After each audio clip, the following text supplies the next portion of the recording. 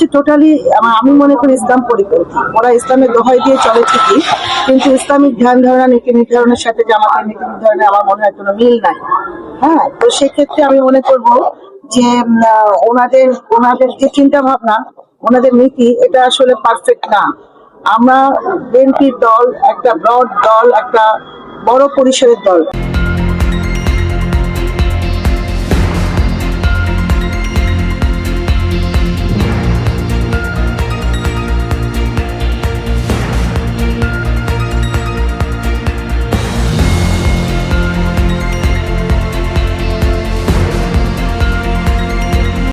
Dhaka edition 24 এর ভোটের ময়দান অনুষ্ঠানে আপনাকে স্বাগতম।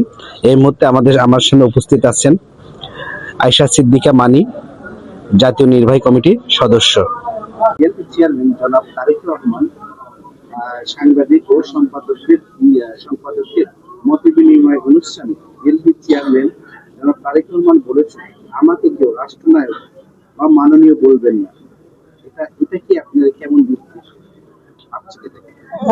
অবশ্যই এটা একটা ভালো দিক, যেহেতু আমাদের রাষ্ট্রনায়ক তারেক রহমান বিএনপির প্রেসিডেন্ট, বিএনপির চেয়ারম্যান, তো উনি বলেছেন, যথার্থই বলেছেন। আমি মনে করি ওনার বলাটা পারফেক্ট, কারণ আসলে উনি তো জনগণের নেতা।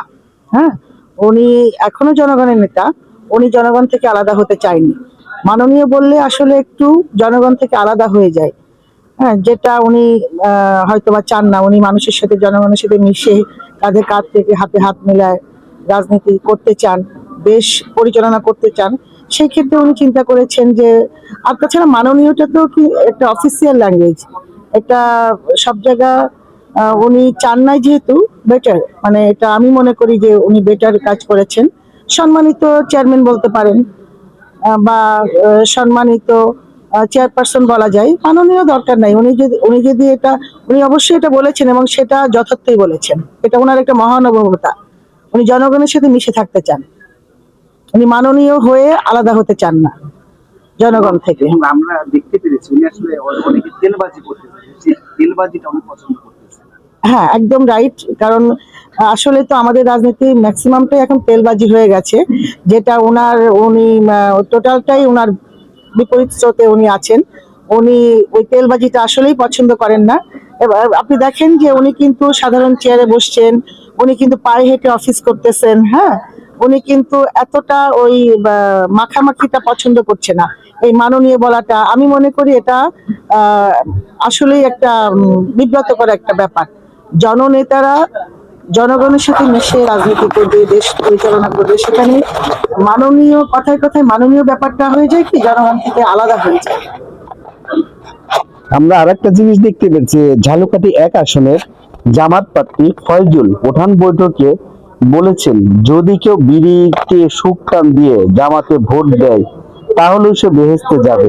আসলে এটা কেমন কথা? জামাতে ভোট দিলে বেহেশতে যাবে? বিড়ি খেতে খেতে, বিড়ি খেলে তো মানুষ না খাওয়া অবস্থায় থাকে, তাহলে সে জান্নাতে বেহেশতে কেমনে যাবে? আসলে কি এখানেই আমাদের রাজনীতি হয়। দেখেন, ওনাদের আদর্শ, ওনাদের কি নীতিতে ওনারা রাজনীতি করে আমি ঠিক জানি না। এরকম একটা স্থান, একটা মানে খুব হালকা একটা উদাহরণ দিয়ে যে উনি ভোট চাওয়ার ব্যাপারটা এনেছেন, এটা আসলে খুব হাস্যকর। এবং এটা আমার মনে হয় যে ওনাদের মন মানসিকতার একটা পরিচয় বহন করে এটা। এটা এই জন্যই বিএনপি রাজনীতি সবার থেকেই আলাদা। আর এসব হালকা পাতলা কথা বলে হয় কি, যে গ্রামের মানুষরা তো খুব সহজ সাধারণ মানুষ, এইসব বাজে, এইসব করে, এগুলা করে গ্রামের মানুষকে জাস্ট একটা ধোঁয়াশার মধ্যে রাখতে চায়। হ্যাঁ, মানে বিভ্রান্তির মধ্যে রাখতে চায়, আর কিচ্ছু না। কিন্তু এসব উদাহরণ চলে না। এটাই ওদের যে মন মানসিকতা, নীতি নির্ধারণের প্রমাণ হয় যে ওরা। আমি শফিকুর রহমান, উনি একটা অনুষ্ঠানে বলেছেন যে জামাত যদি ক্ষমতায় যায় নারী ক্ষমতায়ন করবে। আমরা দেখতে পেরেছি যে জামাতের 300 আসনের ভিতরে একটা আসনেও কিন্তু তারা, সংসদীয় আসনে একটাতেও কিন্তু মহিলা কোনো ক্যান্ডিডেট তারা রাখেনি। তাহলে এখান থেকে বোঝা যায় যে জামাত তারা ক্ষমতায় গেলে কতটুকু তারা নারীকে ক্ষমতায়ন করবে। যদি ক্ষমতায়নই করে থাকে তাহলে কেন সংসদে আসেন নারী সদস্য রাখলো না? শুনেন, জামাতটা হচ্ছে টোটালি, আমি মনে করি ইসলাম পরিপন্থী। ওরা ইসলামের দোহাই দিয়ে চলে ঠিকই, কিন্তু ইসলামিক ধ্যান ধারণা নীতি নির্ধারণের সাথে জামাতের নীতি নির্ধারণে আমার মনে হয় কোনো মিল নাই। হ্যাঁ, তো সেক্ষেত্রে আমি মনে করব যে ওনাদের ওনাদের যে চিন্তা ভাবনা, ওনাদের নীতি, এটা আসলে পারফেক্ট না। আমরা বিএনপির দল একটা ব্রড দল, একটা বড় পরিসরের দল। এখানে নারীদের যে স্পেসটা আছে জামাতের টোটালি নাই। জামাত এখনো ওই ভ্রান্ত ধারণা নিয়ে আছে, মেয়েরা মেয়েদের মধ্যে নাচতে পারবে, মেয়েরা জনসম্মুখে নাচতে পারবে না। তারপর মেয়েদের যে 5 ঘন্টা কর্ম মানে কাজের একটা সময় নির্ধারণ করেছে, এগুলো তো বোঝা যায় যে ওরা নারীকে কতটা ছোট চোখে দেখে। আমার তৃতীয় প্রশ্ন, বিএনপি চেয়ারম্যান জনাব তারেক রহমান সংসদীয় আসন 190, ঢাকা 17, বনানী গুলশান এলাকায় নির্বাচন করছে। জয়ের ব্যাপারে আপনারা কতটুকু আশাবাদী? অবশ্যই আমরা অনেক খুশি যে আমাদের চেয়ারম্যান, বর্তমান চেয়ারম্যান, উনি আমাদের আসনে নির্বাচন করছেন। আমিও 17 আসনের একজন মেম্বার, মানে নাগরিক। এখানে আমি 25 বছর ধরে থাকি। আমি খুব প্রাউড ফিল করি এটা নিয়ে। তো আমি আরো প্রাউড ফিল করি যে আমরা ইনশাআল্লাহ আমরা অনেক বেশি আশাবাদী মানে ওনার নির্বাচনের ব্যাপারে, এবং বিপুল ভোটে আমরা আশা রাখি উনি হবে, এবং বিপুল ভোটে হবে, মানে রেকর্ড ভোটে উনি হবে। তার কারণ কি, আমরা বিএনপি যে দলটা, এটা কিন্তু জিয়াউর রহমানের আদর্শের দল। জিয়াউর রহমানের আদর্শ ধারণ করে এই দলটা, এই দলের ওনার যে আদর্শ, উনি যে স্বনির্ভর বাংলাদেশের স্বপ্ন দেখেছিলেন, সেই স্বনির্ভর বাংলাদেশ গড়ার লক্ষ্যে গণতান্ত্রিক পুনরুদ্ধারের যে আমাদের প্রচেষ্টা, আমাদের আধিপত্যের বিরুদ্ধে আমাদের যে অবস্থান, সবকিছু মিলায় এই জিনিসগুলা আমাদের জন্য তারেক রহমান বহন করেন, উনি এটাকে ধারণ করেন। এবং আমরা অত্যন্ত আশাবাদী যে উনি সবকিছু নিয়ে, এবং 31 দফা, উনি যে 31 দফা দিয়েছেন, এটা কিন্তু রাষ্ট্রীয়ভাবে সামাজিকভাবে সাংঘাতিক একটা বড় পদক্ষেপ। এটা যদি আমরা ঠিক মতো করতে পারি, তাহলে ইনশাল্লাহ আমাদের দেশটা মানে একটা ভালো একটা স্থানে চলে যাবে। হ্যাঁ, তো আমি মনে করি যে আমরা অনেক আশাবাদী। এবং আরেকটা জিনিস দেখেন, আমরা 17 বছর কিন্তু বিরোধী দলে ছিলাম, ফ্যাসিস্টদের খুব চাপে ছিলাম, আমাদের একটা জেনারেশন গ্যাপ ছিল। তারপরও বিন্দু মাত্র আমাদের মানে ওই জিয়াউর রহমানের আদর্শ আমাদের ভিতর থেকে কেউ মুছে ফেলতে পারে নাই। 17 বছর স্টিল নাও জেগেছিল, একদম লাউডলি জেগেছিল। এবং সেটা জনাব তারেক রহমান এখান থেকে দাঁড়িয়েছে। ইনশাআল্লাহ আমি মনে করি আমাদের সর্বোচ্চটুকু দিয়ে, আমাদের সর্বোচ্চ ত্যাগ, ভালোবাসা, আমাদের সমর্থন দিয়ে জনাব তারেক রহমানকে আমরা বিপুল ভোটে জয় করবো। ঢাকা 17 আসন কিন্তু সারা বাংলাদেশের মানুষ কিন্তু চেয়ে আছে। অবশ্যই সারা বাংলাদেশের মানুষের সবার নজর ঢাকা 17 আসন।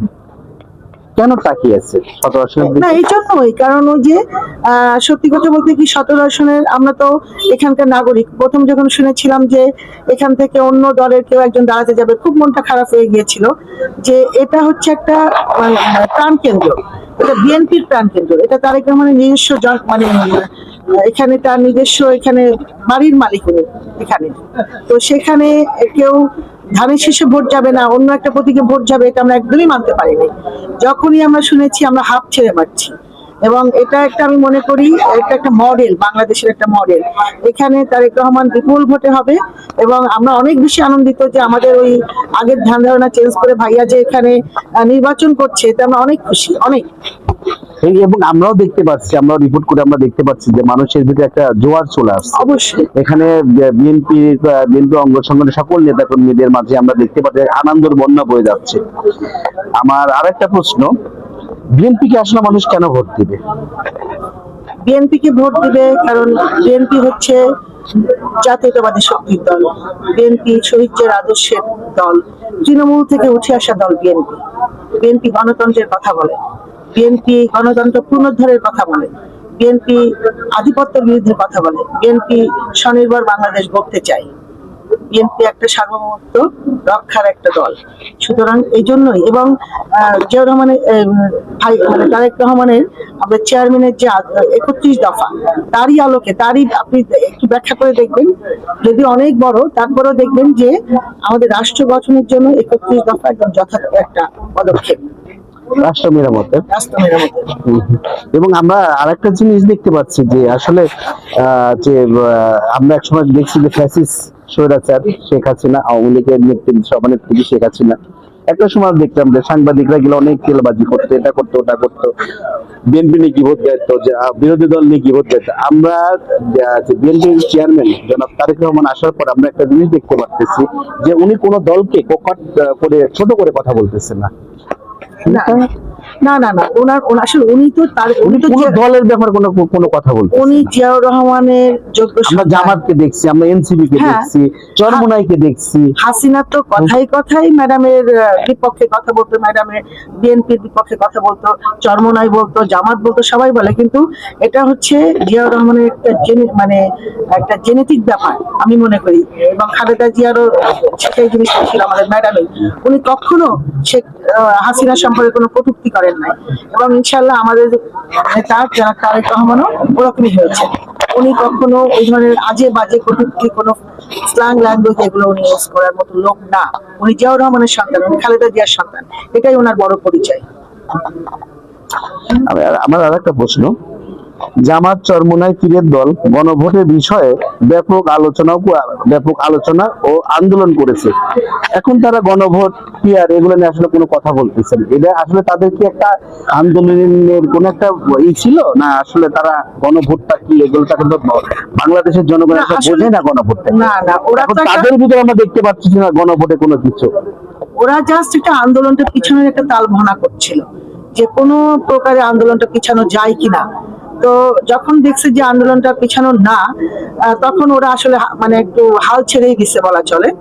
আর এখন তো তারা ধান্দায় আছে কার সাথে লিয়াজু করবে, কার সাথে ইয়ে করে ক্ষমতায় তো প্রশ্ন ওঠে না, কোন দলের সাথে লিয়াজু করে অন্তত 20-25টা সিট যদি পাওয়া যায়। ওরা ওইসব ধান্দায় ব্যস্ত। ওরা ওই গণভোটের কথা বেমালুম ভুলে গেছে। ওরা দেখছে সামনে আসন্ন নির্বাচন, কিভাবে নির্বাচনে একটা সিট beshi পাওয়া যাবে। ওরা এখন ওই নির্বাচনটা পিছানো যায় কিনা এটা নিয়ে ওরা এই জন্য আসলে আমার সর্বশেষ প্রশ্ন সেটা হলো যে রাষ্ট্র কাঠামো মেরামতে 31 দফার মধ্যে তো সবকিছুই আছে, রাষ্ট্র সংস্কার আছে, গণভোট পিয়ার এগুলো সবকিছুতে আছে। তারপরও জামাত চরমোনাই এনসিপিরা গণভোট নিয়ে এরকম সরগম দেখালো কেন? এটা শুধু নির্বাচনটা পিছানো আর কিচ্ছু না। শুধু নির্বাচনটা পিছানো কিভাবে লেন্দি করা যায়, এই সুযোগে ওদের অবস্থানটা একটু শক্ত হবে। তারপরেও জামাতের কিন্তু একটা ধান্দা ছিল বিএনপির সাথে লিয়াজু করা। শেষ মুহূর্তেও তারা চেষ্টা করছে বিএনপির সাথে লিয়াজু করা, যেটা ভাইয়া শক্ত ছিল দেখে, আমাদের চেয়ারম্যান শক্ত ছিলেন দেখে ওনারা আগাতে পারে নাই। ওনাদের ধান্দাই ছিল এটা যে যেভাবে হোক না কেন বিএনপির সাথে মিশে হলেও কয়েকটা সিট যদি বেশি পাওয়া যায়, এই জন্যই ওনারা এই চেষ্টাটা করেন। জাস্ট আমার পিছনে বাসা, তো আমি কেন জানি বাসায় সুস্থ হয়ে থাকতে পারি না, অস্থির লাগে। মনে হচ্ছে যেন আমাদের মনে এইটাই ধ্যান ধারণা চিন্তা ভাবনা, ঘরে মন টেকে না, রান্না করায় মন নেই, বাচ্চা পোলাপান, মনে হয় যেন সবকিছু এখন বাদ হয়ে গেছে। এখন কেমনে ইলেকশনটা করবো, কেমনে মাথায় উঠবো, কেমনে ভাইয়াকে বিপুল ভোটে জয় করাবো, আমাদের চিন্তা এখন এটা। 30ও কিন্তু পাস, 40ও পাস, অবশ্যই 90তেও পাস, 30ও পাস। আমরা সে পাস চাই না, আমরা 33-এর পাস চাই না, 40-এর পাসও চাই না। আমরা 80 মার্কস প্লাস নিয়ে পাস করতে চাই। আমরা লেটার মার্কসে পাস করতে চাই, নিরঙ্কুশ সংখ্যাগরিষ্ঠতা নিয়ে পাস করতে চাই। এটা মাইল ফলকে থাকে পৃথিবীর বুকে যে জিয়াউর রহমানের যোগ্য সন্তান জনাব তারেক রহমান নিরঙ্কুশ ভাবে বিজয় লাভ করেছেন। একটা জিনিস আমাদের দেশমাতা বেগম খালেদা জিয়া আপসীর নেত্রী প্রবাদী দেওয়া হয়েছে তাকে, উনি কিন্তু একটা কথা বলেছিল, যেদিন তারেক রহমানের দেশে বাংলা আসবে বিমানবন্দরে লক্ষ কোটি মানুষ জায়গা দিতে পারবে, তার কথাটা সেটার কথা আমি আপনাকে বলবো কি, দেখেন আমি এটা ভাষায় প্রকাশ করতে পারবো না। ভাইয়া আসবে আমাদের ভিতরেই ওই জল্পনা কল্পনায় ফাইনালি যেদিনকে আসলো, আমরা তো একদিন আগে থেকে রাতের বেলা ওখানে ছিলাম, আর উনি যেদিনকে আসলো সেই ভোর রাত্রে উঠে চলে গেছে ওখানে, হেঁটে বলেন যেভাবে বলেন না কেন গেছি। যখন ভাইয়ার হাতটা দেখতে পেলাম, গাড়িটা দেখতে পেলাম, ওনার একটা হাত দেখতে পেলাম গাড়ির ভিতর থেকে, আমি না চোখে পানি ধরে রাখতে পারিনি। বিশ্বাস করবেন না, কোন এক সাংবাদিক এই ছবিটা তুলছে, আমি সমানে কাঁদতেছি। হ্যাঁ, 2 হাত নাড়াচ্ছি আর কাঁদতেছি। 4 দিন পরে একটা সাংবাদিক আমাকে ওইটা পাঠাইছে, আমার এত লজ্জা লাগছে, আমি আসলে এটা কোথাও আমি দেখাইতেও পারি নাই, মানে আমি এতটা আবেগ আপ্লুত ছিলাম। একটা জিনিস, বর্তমানে ক্ষমতায় হয়তো বিএনপি আসবে এবং ঢাকা 17 আসনে বিপুল ভোটে উনি জয়লাভ করবে, এই ব্যাপারে আপনি কতটুকু আশা? অবশ্যই, আপনি কি বলেন, আমরা তো 80 বেশি মার্কস দিব আমরা। আমরা মনে করি 95+ হবে আমাদের ভোটের তফাৎটা। আমরা যেভাবে আমাদের প্রচারণা শুরু হয়েছে দেখেন, আমরা সকাল থেকে এখানে র্যান্ডামলি সমস্ত প্রোগ্রামগুলো চলছে, কখনো কৃষক দল, কখনো শ্রমিক দল, কখনো স্বেচ্ছাসেবক, একটার পর একটা মিটিং করছে, কে কোত্থেকে কাজ করে আসতেছে এটা জানাচ্ছে। এই যে আমরা সকাল থেকে কিন্তু এখানে বাসায় এক ফাঁকে একটু গিয়েছিলাম, তারপর আবার বাসায় থাকতে ইচ্ছে করে না। একটা জেনারেশন কিন্তু তারেক রহমান সম্পর্কে জানে না, তারপরেও 300 কোটি কিন্তু দেখাই দিচ্ছে। হ্যাঁ দেখেন, এই যে একটা জেনারেশন গ্যাপ হলো, ফেসিস্ট আমাদের এই 17 বছর আমাদেরকে এই মানে বিএনপি থেকে আমাদের একটা জেনারেশনকে দূরে রাখার চেষ্টা করেছে। আমি আমার ছেলেকে পড়িয়েছি, শেখ মুজিবের প্রবন্ধ পড়িয়েছি, আমার দুঃখে বুকটা ফেটে গেছে, ওরা জানেই না জিয়াউর রহমানকে। তো তারপরও আমাদের আমাদের বাচ্চাদের, আমাদের সন্তানদের মন থেকে, বুক থেকে মুছে ফেলতে পারে নাই। তাদের গ্রুমিংটা আমরাই করেছি, আমরাই দিয়েছি। এই 12 বছর 15 বছরের যে গ্যাপটা আমাদের সন্তানদের, সেটা আমরাই সৃষ্টি করছি, আমরাই টিকায় রাখছি। ইনশাআল্লাহ এতে আমাদের কোনো ক্ষতি হবে না। একটা জিনিস আমরা দেখতে পাচ্ছি, আওয়ামী লীগের সভানেত্রী পালিয়ে গেছে আর বিএনপির চেয়ারপারসন মরহুমা বেগম খালেদা জিয়া মৃত্যুতে সারা বাংলাদেশে মানিক মিয়া বিরুদ্ধে যে তার জানাজা যে লোক হয়েছিল এবং বঙ্গবন্ধু শেখ মুজিবুর মারা যাওয়ার পরেও লোক হয়েছিল, শহীদ প্রেসিডেন্ট জিয়া রহমান যখন মারা যায় মানিক মিয়া বিরুদ্ধে প্রচুর লোক হয়েছিল। সেম দেশনেত্রী বেগম খালেদা জিয়া আপসীর নেত্রী, সে মারা যাওয়ার পরেও কিন্তু লোক হয়েছে।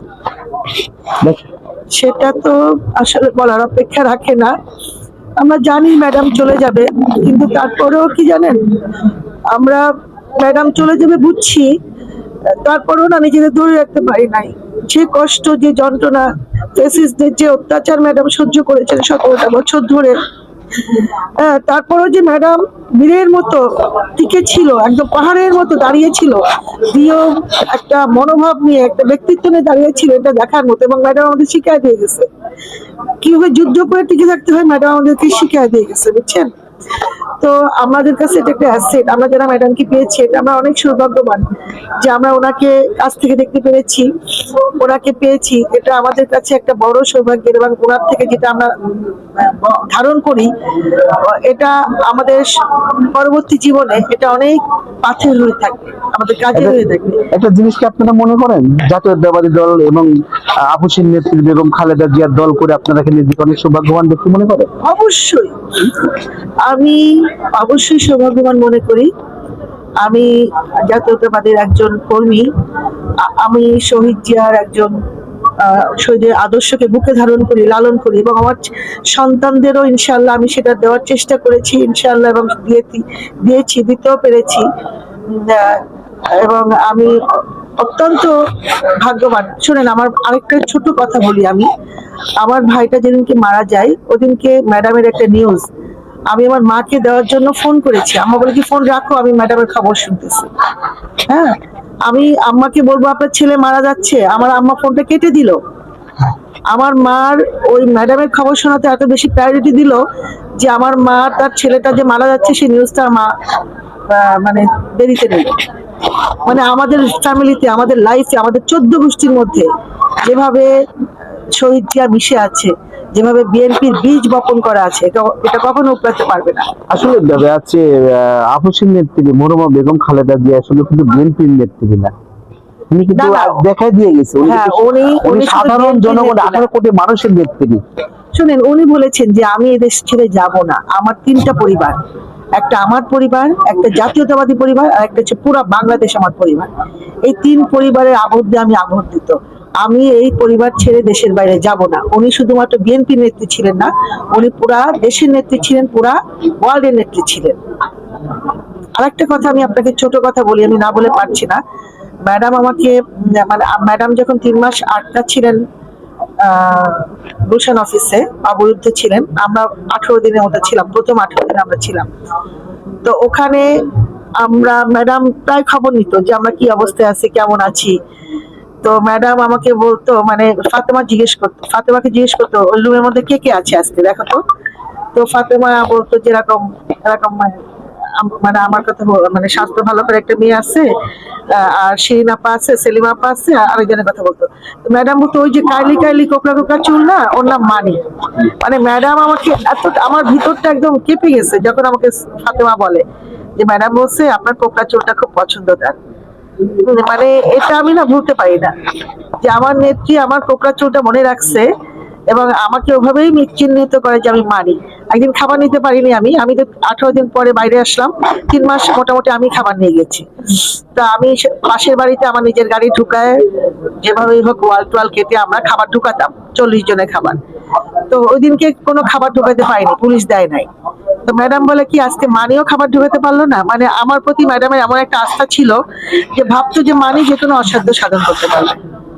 হ্যাঁ, আর মানি মনে হয় খাবারটা ঢুকাইতে পারবে।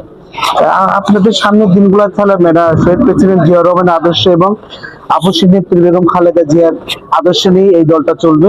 অবশ্যই। ওকে, এটা আমার নাম আয়েশা সিদ্দিকা মানি। আমি 86 থেকে ছাত্রদল করি। আমি 90 রোকেয়া হলের সেক্রেটারি ছিলাম, সেন্ট্রাল মেম্বার ছিলাম। 96 এ মহিলা দলে ইনভলভ হয়েছি, এখন নির্বাহী কমিটির মেম্বার। আর এই ধন্যবাদ আপু, আপনাকে অবশ্যই আপনি আমার চ্যানেলে সময় দেওয়ার জন্য আপনাকে অসংখ্য ধন্যবাদ। ভালো থাকেন। হ্যাঁ, আপনার channel Dhaka edition 24 Dhaka edition 24, আপনার চ্যানেলকেও ধন্যবাদ, আপনাকেও ধন্যবাদ। আমাকে এত লোকের মধ্যে আমাকে ডেকে যে কিছু কথা আপনি বলেছেন, অল্প কথা বলবো, আমি কিন্তু অনেক কথা বলে ফেলছি, আর আপনি অনেক প্রশ্ন করে টোটাল ফেলছেন, 21 মিনিট বলছেন। অনেক প্রশ্ন করে ফেলছেন। যাই হোক, ওইভাবে ভুল ত্রুটি ক্ষমা করে দেখবেন। আচ্ছা, ধন্যবাদ আপনাকে। আপনাকেও ধন্যবাদ।